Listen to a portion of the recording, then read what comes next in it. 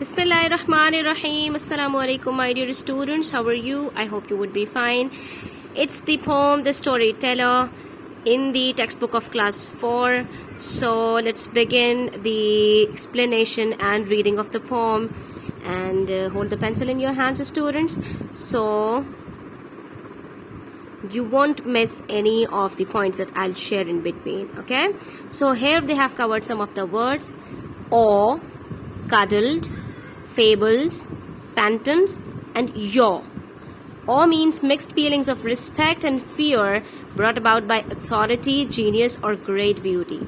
Sometimes we get amazed, or we get surprised, or we are inspired by the respect और fear of our elders. ठीक है, तो जिन चीज़ों पर हमें बहुत ज़्यादा ताज्जुब होता है, जिनसे हम मुतासिर होते हैं, उसको हम क्या कहते हैं? awe.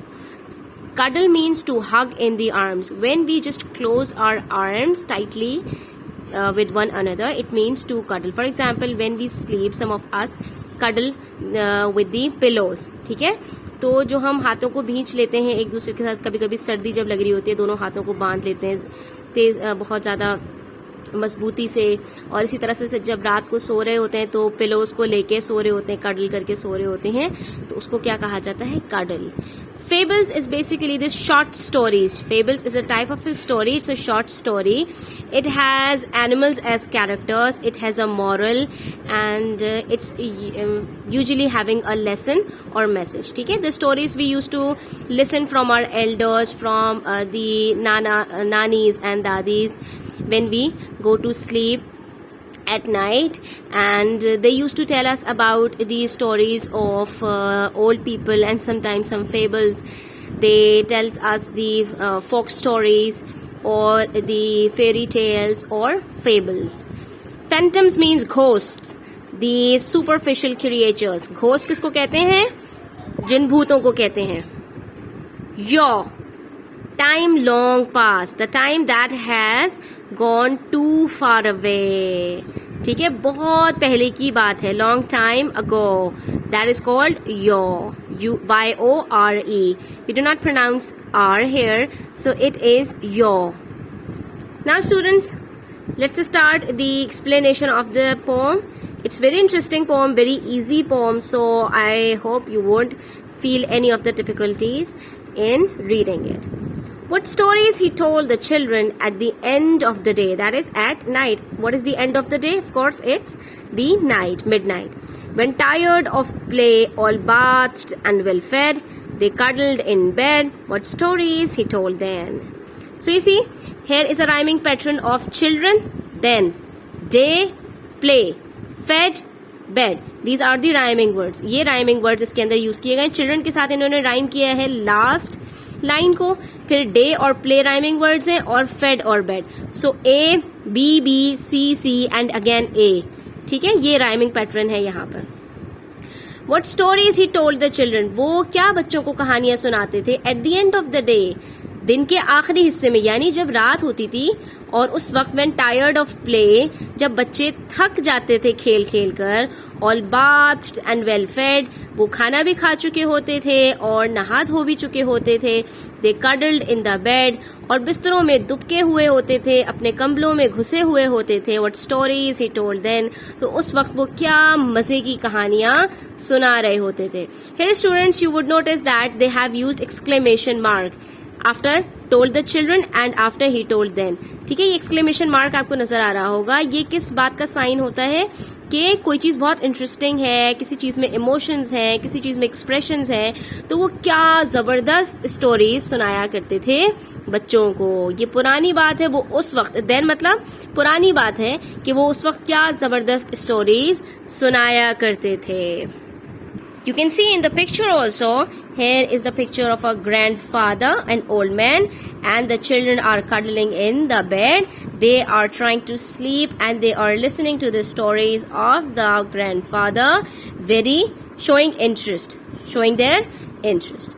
So, what stories he told the children? Their eyes opened wide. Their eyes were opened widely. Their eyes were opened in a large manner. with him by their side. He was with him by their side. They listened in awe to fables of yore, with stories he told them. जब बच्चे कहानियां सुनते थे तो उनकी आंखें खुली की खुली रह जाती थी. जब कोई चीज हम बड़े इंटरेस्ट से सुन रहे होते हैं, जब किसी चीज में हमें बहुत मजा आ रहा होता है, तो हमारी आंखें बहुत ज्यादा खुल जाती हैं. With him by their side, और उस वक्त दादाजी उनके साथ ही बैठे होते थे. कहानियां भी सुनाते जाते थे और उनके करीब भी बैठे होते थे ताकि बच्चों को कोई डर और खौफ महसूस ना हो. दे लिसन्ड इन ऑ, वो बहुत ज्यादा मुतासिर होते थे उन स्टोरीज से. बिल्कुल ऐसा लगता था कि वो उन स्टोरीज में पहुंच गए हैं और उनको महसूस हो रहा होता था कि ये हमारे साथ ऐसा ही हो रहा है या ये सब कुछ हकीकत में हुआ है. टू फेबल्स ऑफ योर, यानी पुराने जमाने की जो वो कहानियां सुनाते थे उसको बच्चे बहुत ज्यादा इंटरेस्ट के साथ सुनते थे, उनसे बहुत ज्यादा मुतासिर होते थे. And what stories he told them, जो कहानियां वो उस वक्त में सुनाया करते थे. Now turn over the page and come to page number 22. With stories he told the children of shadows that crept while they soundly slept, and phantoms that played if first they had not prayed. What stories he told them. तो वो बच्चों को क्या जबरदस्त कहानियां सुनाया करते थे. किनकी? ऑफ शेडोज दैट क्रेप्ट, और उसके अंदर ही क्या होता था, साए जो है चलते हुए रेंगते हुए आ जाते थे. क्रीप की सेकंड फॉर्म है क्रेप्ट, यानी रेंगते हुए आ जाना. जब बच्चे क्रॉलिंग स्टार्ट करते हैं उसको भी क्रीप कहते हैं, यानी जब वो बच्चे हाथ और पांव दोनों के साथ जमीन पे रखकर चलते हैं तो that is creeping. While they soundly slept, slept is the second form of sleep which means to get to sleep. तो बच्चे जब सुकून से सो जाते थे तो उस वक्त शेडोज आ जाया करते थे कमरों के अंदर. एंड फैंटम्स दैट प्लेड, और उस वक्त घोस्ट आके उनके कमरे में खेला करते थे. If first they had not prayed, अगर वो दुआएं पढ़कर नहीं सोते थे. जैसा कि बच्चों हमारी माएं हमें क्या सिखाती हैं, जब हम रात को सोने के लिए जाएं तो हमें भी दुआएं पढ़नी चाहिए और हमें भी कलमा पढ़ना चाहिए और हमें भी आयतुल कुर्सी पढ़नी चाहिए, फिर सोना चाहिए. ठीक है बच्चों, तो इससे क्या होता है, हमें बुरे बुरे ख्वाब नहीं आते, हमें गलत गलत चीजें नजर नहीं आती, हमें जो है वो ख्वाब में डर नहीं लगता. ठीक है. उसके बाद आखिरी स्टेंजा में कह रहे हैं, what stories he told the children, now they feel a chill when they recall their memory. Now they are grown up and they are not children anymore, but they are young ones and they are parents themselves. अब वही बच्चे बड़े हो गए हैं, जवान हो गए हैं, but still when they recall there memory, लेकिन अभी भी जब वो पुरानी जो कहानियां हैं याद करते हैं तो उनको एक झिरझिरी सी आ जाती है, उनको एक चिल महसूस होता है, क्योंकि वो बड़ी इंटरेस्टिंग स्टोरीज होती थी और वो आज तक उनके जहनों में नक्श हैं. येट रिपीट देम स्टिल, फिर भी वो इन स्टोरीज को रिपीट करते हैं, दोहराते हैं. To their young and old, अब वही बच्चे जो बड़े हो गए हैं, जो बचपन में कहानियां सुना करते थे, अब आज वही अपने बच्चों को और बड़ों को कहानियां रिपीट करके सुनाते हैं. दोज स्टोरीज ऑफ गोल्ड, वो गोल्डन कहानियां, वो सुनहरे दौर की यादें, वही सारी चीजें वो रिपीट कर रहे होते हैं. What stories he told them. हालांकि उनको बचपन में डर लगा करता था, वो खौफजदा भी हो जाते थे, लेकिन वो इतनी इंटरेस्टिंग स्टोरीज थी कि आज वही स्टोरीज को वो खुद से रिपीट कर रहे हैं. I hope students it was a very interesting poem and I hope you would have liked it. So it's time to move towards the question and answers that are given below. But before that, let's discuss some of the word meanings that we have read in the poem and that are not covered in the words to know box. Tired means to get exhausted, thak jana. Fed is the second form of feed. खाना खाना, खाना खिलाने को भी कहते हैं और खाना खाने को भी कहते हैं. Told is the past form of tell, सुनाना, कुछ बताना. वाइड मीन्स फुली लार्ज, पूरी तरह से, बहुत ज्यादा कुशादा तरीके से कोई चीज का खुल जाना. Crept is the past form of creep, crawl करने को कहते हैं, यानी हाथ पांव से जमीन पे रेंगने को कहते हैं. साउंडली मीन्स डीपली, पीसफुली, बहुत आराम और सुकून की जो नींद होती है उसको कहते हैं साउंडली स्लीप. येट मीन्स अभी तक, still. Okay, students, now come to question and answers. Exercise A, question number 1, part A says, when were the stories told to the children? Stories बच्चों को कब सुनाई जाती थी? You have to mention the time. The time when the stories were told to the children. So, when is telling us we have to tell the time, the exact period of time when the stories were told to the children. बच्चों को कहानियां कब सुनाई जाती थी? तो आप इसका आंसर कैसे लिखेंगे? The stories were told to the children at the end of the day. बच्चों को कहानियां कब सुनाई जाती थी? दिन के आखिरी हिस्से में, यानी जब रात शुरू होती थी. You can see here the stars are appeared in the sky, the moon is shining. So at the end of the day, the stories were told to the children. So you are going to write the answer as the stories were told to the children at the end of the day. This is the answer to part A. Then we have part B. How do we know the children were comfortable and at ease? हमें कैसे पता चलेगा कि बच्चे जो थे वो comfortable भी थे और एट ईज भी थे, यानी पुरसुकून भी थे और मुतमईन भी थे, यानी उनको वो स्टोरी सुनने में कोई परेशानी नहीं होती थी. तो यहाँ पर कौन से ऐसे वर्ड्स हैं जो इसकी तरफ इशारा कर रहे हैं कि बच्चे कंफर्टेबल थे और सुकून में थे? So basically we have to provide with our opinion. How we will start writing the answer? We'll start writing the answer as, we know the children were comfortable and at ease because. Just read out the fourth line. All bathed and well fed, they cuddled in bed. These are the words that shows us they were at ease and they were comfortable, they were very much happy, they were contented in their beds. तो वो पुरसुकून क्यों थे? क्योंकि उन्होंने नहाया धोया भी था, उन्होंने खाना भी खा लिया था और वो बिस्तरों में अपने आराम से लेटे हुए थे. So we'll write the answer as, we know the children were comfortable and at ease because they were bathed, well fed and cuddled in bed. ठीक है, तो ये वो बातें जो हमें बता रही हैं कि बच्चे बहुत ज्यादा पुरसुकून थे. Now comes part C. How do we know the stories were interesting to the children? हमें कैसे पता चलेगा कि स्टोरीज बच्चों को बड़ी पसंद आती थी, उनको बड़ी इंटरेस्टिंग लगती थी? तो again we have to give our opinion here. So we'll write the answer as, we know that the stories were interesting to the children because their eyes opened wide, they listened in awe. ठीक है, उनकी आंखें भी बहुत ज्यादा खुली हुई थी बच्चों की और वो बहुत गौर से और बहुत हैरत से और बहुत मुतासिर होके वो कहानियां भी सुन रहे थे. तो ये सारी चीजें कब होती हैं इंसान के साथ? आंखें कब खुली होती है? जब किसी चीज में बहुत ज्यादा वो इंटरेस्ट ले रहा होता है, कोई चीज बहुत ज्यादा पसंद आ रही होती है, तभी तो इंसान की आंखें खुल जाती हैं बहुत ज्यादा. अगर हम किसी चीज को बहुत बेजारी से सुन रहे होते हैं, हमें मजा नहीं आ रहा होता, तो हमारी आंखें तो बंद हो जाती हैं, नींद आने शुरू हो जाती है हमें. जब हम क्लास में लेक्चर सुन रहे होते हैं तो क्या होता है, हमारी आंखें बंद होने लगती हैं, हमें नींद आना शुरू हो जाती है.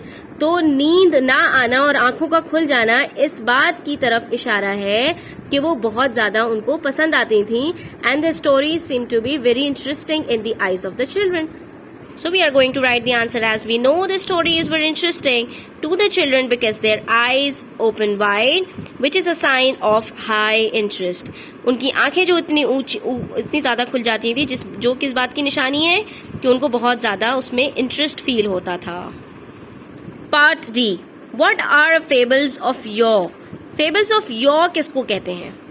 So dear students, fables of yore are stories from a long time ago. किसको कहते हैं fables of yore? उन स्टोरीज को कहा जाता है जो पुराने जमाने की कहानियां होती हैं. Part E. When would the shadows creep and phantoms appear? Now we have to tell the time when this happens. कब ऐसा होता है कि शेडोज जो है वो रेंगते हुए अंदर आ जाएं और जो जिन भूत होते हैं वो नजर आना शुरू हो जाएं? ये ऐसा कब होता था उनके साथ? So to the answer to the part A is, of shadows that crept while they soundly slept. जब वो पुरसुकून नींद सो जाते थे तब शेडोज आते थे रेंगते हुए. And phantoms that played if first they had not prayed. और फैंटम्स कब अपीयर होते थे? अगर उन्होंने दुआएं नहीं पढ़ी होती थी. So you'll write the answer as, the shadows would creep when they were asleep. जब वो सो रहे होते थे तब शेडोज नजर आते थे. And the phantoms would appear when they had not prayed. और फैंटम्स कब आते थे? अगर उन्होंने दुआएं नहीं पढ़ी होती थी, यानी रात को बगैर दुआएं पढ़े सो जाते थे तो रात को उनको जिन भूत नजर आते थे ख्वाब में. Okay, part F. Who tells the stories now and to whom? पहले तो दादाजी कहानियां सुनाया करते थे, अब वही कहानियां कौन सुना रहा है और किसको? So the answer to this part is in the last stanza. Now they feel a chill yet repeat them still. Who is repeating them? Of course the children who were listening to the stories earlier. वही बच्चे जिन्होंने दादाजी से कहानियां सुनी थी वही अब रिपीट कर रहे हैं किसको? To their young and old. अब वही अपने बच्चों को और अपने बड़ों को वही कहानियां सुना रहे हैं. So you are going to write part F answer. Now the grown-up children tells the stories to their young and old family members. वही बच्चे जो पहले कहानियां सुना करते थे आज वही अपने बच्चों को और अपने बड़ों को कहानियां रिपीट करके सुना रहे हैं. Okay, now let's move towards the questions that are a bit difficult, and these are 3 total. So let's discuss them also. What clues are there? What are the hints in the lines, between the lines in the stanza in the poem, which tell us the stories were really good ones? कौन सी lines ऐसी हैं जो ये हमें बता रही हैं कि कहानियां बड़ी ही जबरदस्त थी, बहुत ही अच्छी थी? तो अब ये हमें तलाश करना पड़ेगा इसमें. If you see in the last stanza, you'll find here yet repeat them still. हम किन चीजों को रिपीट कर रहे होते हैं? जो चीजें हमें इंटरेस्टिंग लगती हैं, जो चीजें अच्छी होती हैं, उन्हीं को हम दोहराते हैं ना. बुरी चीजों को तो हम नहीं दोहराते. जो चीजें हमें अच्छी नहीं लगती, जो चीजें खराब होती हैं, उनको तो हम नहीं दोहरा रहे होते, उनको तो हम किसी को नहीं सुना रहे होते. ठीक है, तो यहाँ पर रिपीट करने का मतलब क्या है कि वो बड़ी अच्छी कहानियां थी. तभी आज वही बच्चे जब बड़े हो गए हैं तो अपने छोटों को सुना रहे हैं ताकि उनको भी उनसे वही लेसन्स मिले जो उन्होंने बचपन में खुद सीखे थे. One more thing you will see on page number 21, they listened in awe. What are the things that we listened in awe? That we listen in amazement. हम कौन सी चीजों को बहुत ज्यादा सुन के मुतासिर होते हैं? जो चीजें अच्छी होती हैं उन्हीं से हम मुतासिर होते हैं ना, उन्हीं से हमारे ऊपर एक अच्छा तासुर पड़ता है. ठीक है, so we are going to write the answer of part G as these are some of the clues in the lines which tell us that the stories were really good ones. ये कुछ lines हैं जो हमें बता रही हैं कि stories बहुत जबरदस्त थी. वो कौन सी लाइंस हैं? नंबर 1, दे लिसन्ड इन ऑ. ये जो लाइन पोएट ने यहाँ पर हमारे साथ शेयर की है, एक तो ये वाली लाइन और दूसरी लाइन दे रिपीट देम स्टिल. और ये कि वो अभी तक इन स्टोरीज को रिपीट करते हैं, ये हमें बता रही हैं कि वो स्टोरीज बहुत ज्यादा इंटरेस्टिंग थी. Okay, part H. Do you think the stories were frightening? Why? So they are asking about our opinion, that what do you think about these stories? Were they frightening? Were they threatening? Were they hurting the feelings of the children? That were they frightening them? And if you think so, why? Give the reason. ठीक है, आपको यहाँ पे ये बताना है कि ऐसा लगता है आपको कि ये जो स्टोरीज थी बच्चों को खौफजदा कर रही थी, बच्चों को जो है वो खौफ पैदा हो रहा था उससे. अगर आप ऐसा सोच रहे तो क्यों? Students, I have written here my opinion. You can write your opinion. ठीक है, मैंने यहाँ पर अपना ओपिनियन, ये जो मैं सोचती हूँ मैंने यहाँ पर वो बताया. अब जो आप सोचते हैं वो आप बताएंगे. आई think the stories were frightening. मुझे लगता है कि हाँ वाकई स्टोरीज से उनको थोड़ा सा खौफ पैदा होता था. और इसकी वजह क्या है? Because they still feel a chill. क्योंकि अभी भी जब वो इन स्टोरीज को याद करते हैं तो उनके जिस्म में झुरझुरी आ जाती है. किस चीज को सोच के हमारे जिस्मों में झुरझुरी आती है? हमें थोड़ी सी ठंड सी महसूस होती है. वही चीजें जो हमें बचपन में खौफजदा कर दिया करती थी. ठीक है, तो they still feel a chill remembering them. जब वो इन स्टोरीज को याद करते हैं तो अभी भी उनकी बॉडी के अंदर एक झुरझुरी सी पैदा हो जाती है. ठीक है, जो इस बात की अलामत है कि वो कहानियां उनको उस वक्त खौफजदा कर दिया करती थी. ठीक है students, then we have part I. Do you think the storyteller was a good storyteller? Why? अब आपको ये बताना है कि जो स्टोरी टेलर थे वो एक अच्छे स्टोरी टेलर थे, अच्छी कहानियां सुनाते थे. अगर ऐसी बात है और या नहीं है, दोनों सूरतों में आप रीजंस के साथ अपना आंसर दीजिए. Again students, I am giving my opinion, you can give yours. ठीक है, मुझे तो लगता है कि हाँ वो बहुत अच्छे स्टोरी टेलर थे. So I am writing the answer as yes, I think the story teller was a good one because his stories are still in the mind of listeners. ठीक है, अगर वो अच्छे स्टोरी टेलर नहीं होते तो उनकी स्टोरीज आज तक बच्चों को कैसे याद होती और वो कैसे रिपीट कर रहे होते अपने बच्चों के साथ, जब तक कि अगर वो अच्छी स्टोरीज ना सुना रहे होते. तो ये इस बात की अलामत है कि वो एक अच्छे स्टोरी टेलर थे. Now students, come to question number 2. These are some general questions and let us discuss them quickly. What is the difference between a story and a fable? Story और फेबल के दरमियान में क्या difference होता है? ठीक है, दोनों कहानियों के ही नाम हैं, लेकिन इन दोनों के दरमियान में क्या फर्क है? So let me tell you that a story may be real or imaginary. Story कभी कभी सच्ची भी होती है और कभी कभी ऐसी बनाई हुई भी होती है, यानी झूठी भी होती है. टोल्ड फॉर एंटरटेनमेंट, जो किस लिए सुनाई जाती है?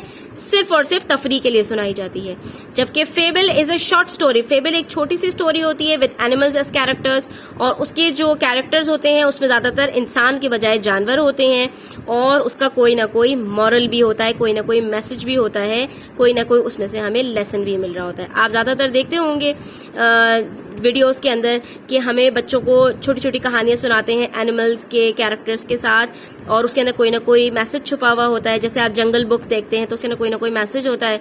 ठीक है, तो उसको क्या कहते हैं? हम फेबल कहते हैं. स्टोरी कोई भी स्टोरी हो सकती है, और फेबल वो कहानी जिसके अंदर कोई मैसेज होता है और वो फिक्टिशियस भी होती है, और वो बच्चों के इंटरेस्ट को बनाने के लिए होती है.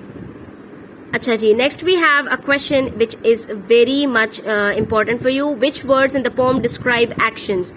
So students, before moving towards the question, before answering it, you must know that what are action words. These are basically verbs. The work that is done is called action words. ठीक है, तो कौन कौन से words pome के अंदर ऐसे हैं जो एक्शंस को डिस्क्राइब कर रहे हैं, यानी कौन कौन से वर्ब्स हैं इसके अंदर? So all the words that are described giving some actions are the verbs. ठीक है, so here I am providing you with all the action words that are described in the poem.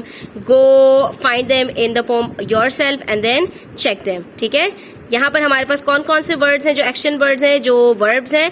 told, tired, bathed, fed, cuddled, open, listened, crept, slept, played, prayed, feel and repeat. तो ये सारे के सारे verbs हैं जो pome के अंदर cover किए हैं पोएट ने, और इसके अलावा जो है मुझे कोई नजर नहीं आया एक्शन वर्ड्स. अगर आपको नजर आए तो आप लिख सकते हैं. The last question, which words in the pome rhyme? कौन कौन से वर्ड्स ऐसे हैं जो राइमिंग वर्ड्स हैं?